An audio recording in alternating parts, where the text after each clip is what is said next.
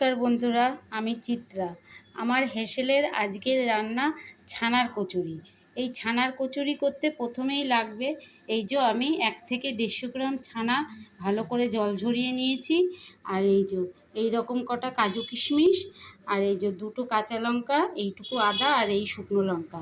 এই আমি প্রথমেই এই সমস্ত বাটনা মানে এই যে কাজু কিশমিশ আর এই যে কাঁচা লঙ্কা, আদা, শুকনো লঙ্কা একসঙ্গে মিক্সিতে ভালো করে বেটে নেব।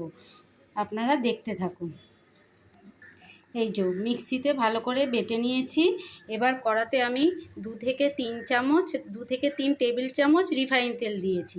এবার এই বাটনাটা ওই তেলের মধ্যে দিয়ে হালকাভাবে কষতে হবে। 2 থেকে 3 মিনিট কষা হয়ে গেছে। এবার ওর মধ্যে আমি ছানাটা দিয়ে দিয়েছি। এর মধ্যে আমি দিয়েছি টেবিল চামচের 1 চামচ চিনি, আর চা চামচের 1/2 চামচ লবণ। হলুদ দিইনি, হলুদ লাগবে না। এটাকেও 2-4 মিনিট ভালো করে কষে তারপরে কচুরির পুরটা বানাতে হবে। এই যে এই রকম হয়ে গেছে, দেখুন এই রকম। আর আমি এর মধ্যে চা চামচের 1/2 চামচ ময়দা দিয়েছি একটু আট আসার জন্যে। এইভাবে আমি পুরটা তৈরি করেছি। এবার আমি কচুরির জন্যে ময়দাটা মেখে নেব। এই পুরটা যত ঠান্ডা হবে তত শক্ত হয়ে যাবে। শক্ত হলে কচুরিতে পুরটা ভরতে সুবিধা হবে। আপনারা দেখতে থাকুন। এই যে পুরটা একদম তৈরি হয়ে গেছে। আমি এতে 3টে লঙ্কা দিয়েছি। যদি কেউ মনে করে যে আরেকটু ঝাল হলে ভালো হতো, তাহলে আরও একটু এর সাথে ঝাল দিতে পারে, লঙ্কা দিতে পারে। আবার কেউ মনে করে যদি আরেকটু মিষ্টি হলে ভালো হতো, তাহলে এতে আরেকটু মিষ্টি দিতে পারে। এই যে এবার এই পুরটাকে আমি ঠান্ডা করতে দেব, আর ওদিকে ময়দাটা মেখে নেব। ময়দাটা মাখা হয়ে গেছে। আমি 1 ঘন্টা ধরে ময়দাটাকে মেখে রেখে দিয়েছিলাম, তাহলে কচুরিগুলো খুব ভালো হবে। এবার আমি ছোট ছোট লেচি কেটে নেব। এইভাবে করে ছোট ছোট লেচি কেটে নেব, নিয়ে এই পুরটা ভরবো। দেখুন পুরটা কি সুন্দর শক্ত হয়ে গেছে। পুরটা কচুরিতে ভরতে খুব সুবিধা হবে। দেখুন এইভাবে করে আমি লেচি করব। যদি হাতে লেগে যায় একটু তেল হাত দিয়ে নেবেন, তাহলে হাতে লাগবে না।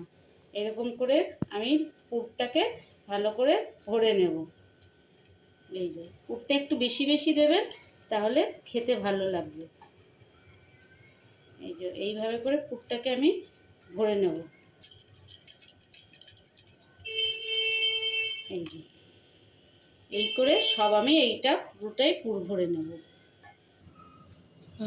এই যে সব লেচিতে পুর ভরা হয়ে গেছে। এবার আমি কড়াতে তেল দিয়ে দিয়েছি। এবার একটা একটা করে তেল দিয়ে বেলবো। তেল দিয়ে বেলে একটা একটা করে ভাজবো। আপনারা দেখতে থাকুন। এই তেলটা গরম হয়ে গেছে। এবার আমি একে একে কচুরিগুলো ছাড়বো, ছেড়ে ভেজে নেব। তেলটা ভালো করে গরম করে নেবেন, তাহলে কচুরিটা ভালো ফুলবে। দেখুন কি সুন্দর ফুলে উঠেছে। এইভাবে করে একে একে সব ভেজে নিতে হবে। ব্যাস এই যে কচুরিটা তৈরি হয়ে গেছে। এরকম শুকনো শুকনো কষা আলুর দম দিয়েও এটা কচুরিটা খাওয়া যাবে, আবার ঘুগনি দিয়েও খাওয়া যাবে। এবার এই কচুরিটা দেখুন আমি ছিঁড়ে দেখাচ্ছি আপনাদের। এই দেখুন ভেতরে কি সুন্দর ছানাগুলো দেখা যাচ্ছে, দেখেছেন? এই যে ছানাগুলো পরিষ্কার দেখা যাচ্ছে।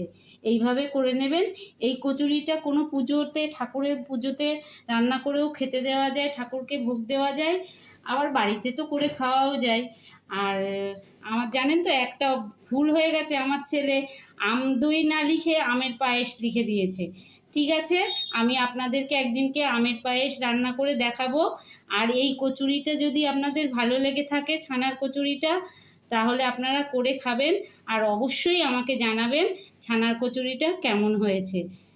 ঠিক আছে, দেখা হচ্ছে অন্য কোনো রান্নার সাথে।